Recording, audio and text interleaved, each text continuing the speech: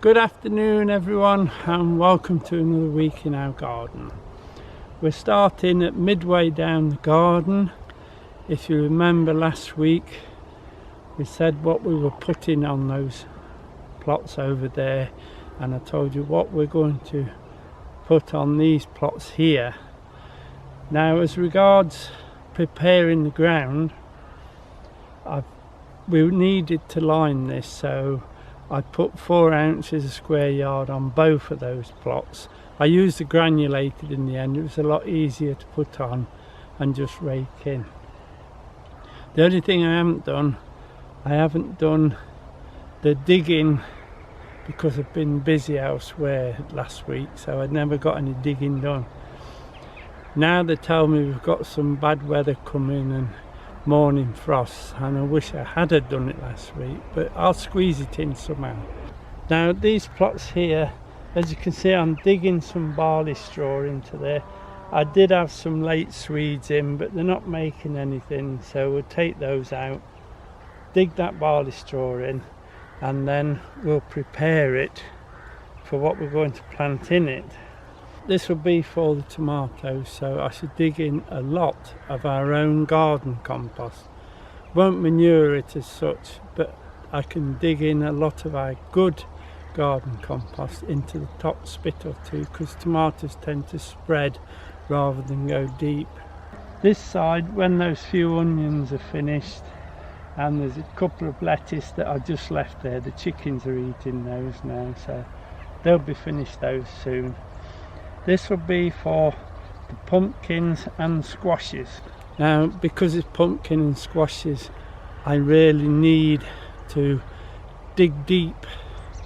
Probably not quite double dig, but not far off, and get some manure in there, so through the winter it will rot down. This one out the back here, this will be the fourth one down the garden. So this back plot, as you can see, I've already dug a bit of barley straw in, but I do that on all the land this time of year. That will be for Swedes and beetroot. It'll be the same as the tomatoes. I shall dig in lots of our own compost, and I'll probably add to it some hoof and horn that will decay through the winter and produce the nitrogen, etc., what we need for the spring in that one. This bed here, this will be for the leeks and the celery. And celery, we failed this year with celery. We've got a lot of slug problems with it. So as you can see, I started putting a bit of straw on this side. I haven't took the marigolds up because when I came to do it, there was 1 or 2 bees on it, so I left them and walked away. I can't do that to the bees. Now they're finished, I can get those taken up. I should put them through the shredder, put them on the compost heap. They'll rot down very, very quickly, and by spring that'll be rotted enough probably to put onto one of the low beds. In the meantime, I will actually dig some manure, the most rotted manure we've got, into this bed in preparation for the leeks and the celery. But that'll be after I've done these, so there's quite a bit of work to do, but we must prepare these beds properly and then we'll get good crops off. Now, we forgot to film the harvest last week, I do apologise, but we need some more now for this weekend and into next week, so we'll harvest with you now so we don't forget to film it. As we go past, I'll just show you the red cabbage is coming on quite well. There's only 9 in there, but they really are filling up now. They're just beginning to heart up, so there's no rush for them. This side, these are the cauliflowers, winter ones. They're beginning to kill the leaves around, but again, there's no rush. We'll have them when they're ready. And at the very end, there's a little bit of celeriac, but I'm quite pleased with this. It's done very, very well, this bed here. Now in this plot here we've got some winter cabbage coming along nicely.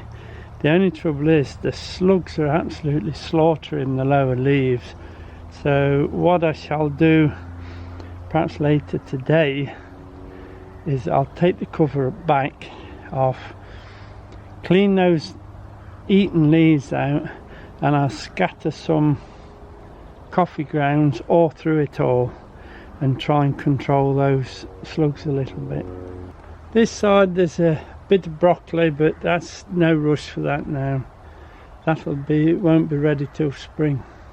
Right, I've got 2 cabbage left in here. One is split, so I should just take that up and give it the chickens to sort out.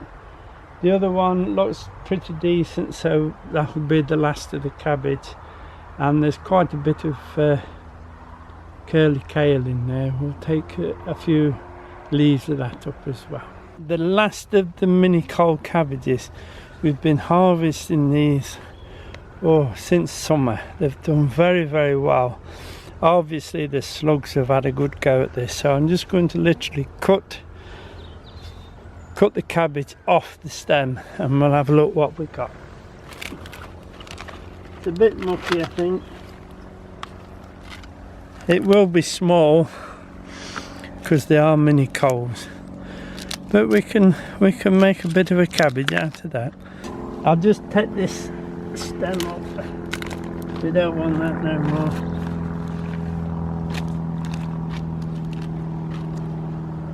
And that'll be chopped up and put into the compost bin. So now we've got a good space now.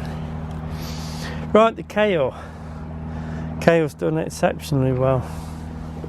Now when I do it, I always take, it's nice and clean, I always take 1 or 2 up for the chickens because they absolutely adore kale. If they could get in here, they'd eat the lot. So we'll take those 2 for the chickens, and then we'll pick some for our own use. If you see anything like this, just put it to the compost, that'll rot down. Yeah, the chickens won't bother with that. That one's got.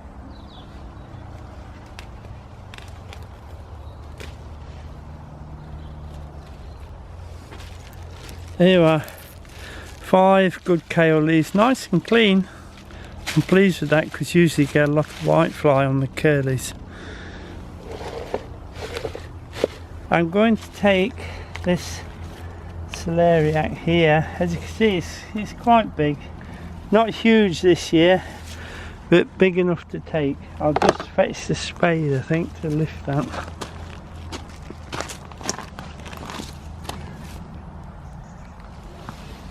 There we go.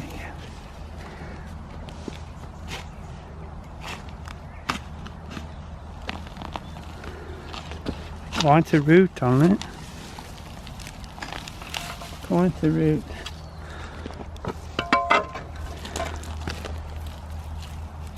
Oh. I'll just get the knife clean, that'll be easier.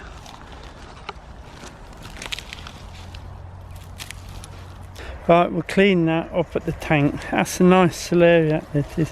I actually saw these in the supermarket and there's about that size and there's well over £1. I couldn't believe it. I'll just tidy up a little bit, put the straw back, something like. And there's supposedly some cold weather and frost coming after this weekend. So I will see if they want a little bit more straw on. We have tried one in the tunnel. That was last week. Not quite so big as these, but it was very nice. Now we're just going to take a few Brussels. Now since we actually took the mesh off, the pigeons have come in and attacked them, so I've had to put a net over the top. And the whitefly has gone absolutely mad since I took that. I wish I kept the top on now, but then if I'd kept the top on, these would have probably snapped. But there's quite a bit of whitefly. I'm just going to take some of these from the lower of the stem. As you can see, they've got a nice spin on them. There is a name what they use for that. They're nice pattern on them. That'll help these smaller ones at the top swell up a little. So let's get some picked. It's only a case of snapping them off. Hopefully your hands will be cleaner than mine when you're doing yours. We've had quite a few already at the Brussels. They are very, very nice. But my goodness, there's a lot of whitefly in here. I think next year we'll have to do a lot of BT on them. We'll leave those there and we'll go to the next. I'll just make some room on it so you can see. You can, if you wish, what I will have to do sometime this week is go in and take all the leaves off that are yellowing, no good to the plant no more, so we take those off and clean the floor up a bit as well. Let's take some of these larger ones off this.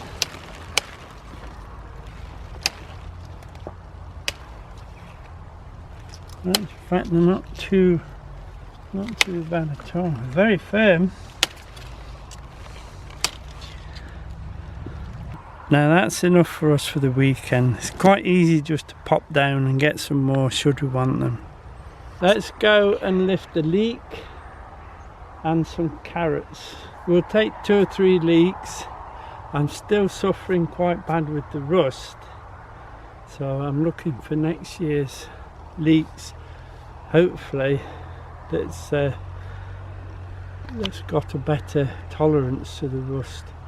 The bed that they'll be going on over there has not actually had leeks in for 5 years, and this one hasn't had leeks in for 3 years, and I've still got the rust. So whether it's in the soil or not, I don't know. I'll get these lifted and come back to you when I've pulled them. That's 3 of the leeks lifted. Quite a bit of rust on them, but that's no problem. I should remove the rust. I should remove the leaves with the rust on here, and I should take those to the incinerator. Will not take them to the compost bin. And the carrots are done very well this year, but I did do a lot of bed preparation here. Dug in a lot of peat and manure out the compost bins. Let's go into the main and have a look. There's some here.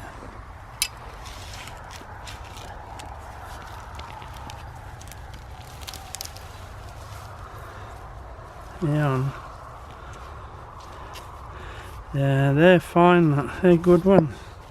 I'll just see if I can get a few more.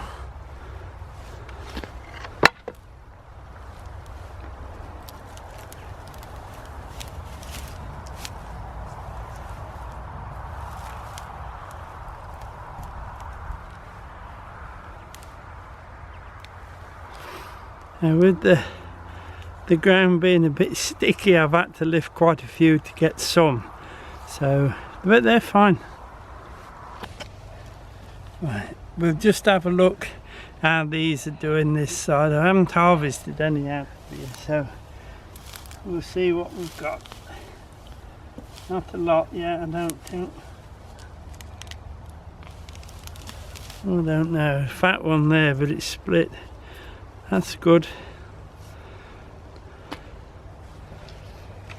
Oh. Just have a quick look this end. There's a few, big and small.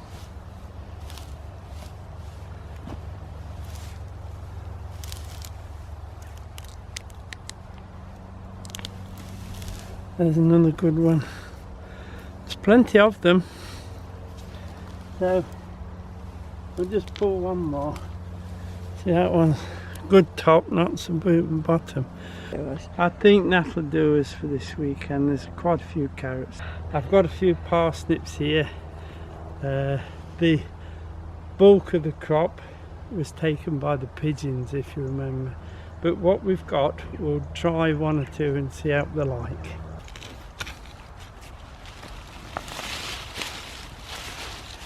Oh, not so bad, not so bad. I'm pleased with those actually.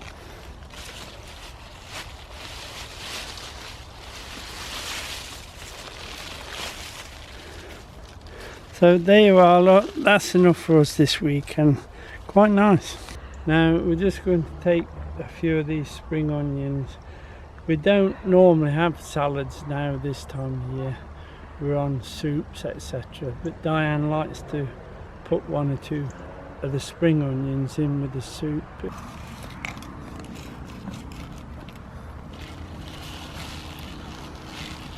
They're quite well rooted. Just smash them down a bit and then we'll clean them up at the tank.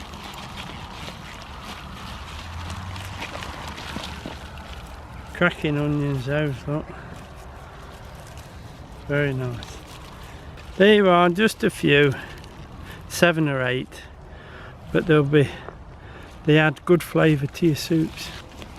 Now the lettuce that are left, as you can see, I'm leaving those now for the chickens to finish off. If they can finish the lettuce off by the time we've harvested the onions, then we can dig this bed through and start preparing it. Here's what we've harvested today. It's very similar actually to what we harvested last week. Yes, that's a nice little harvest for getting towards the end of November. Very pleased with that. Now next week we'll be starting on the holly rings. I'll have to go out and see the nice lady who's letting us have the variegated holly off her tree, and I'll set it up so we can have a day in the shed. Now I know some of you have seen us make these holly rings before, and we do it every year for the new subscribers, so just bear with us, enjoy it. And hopefully we'll see you next week. Bye now.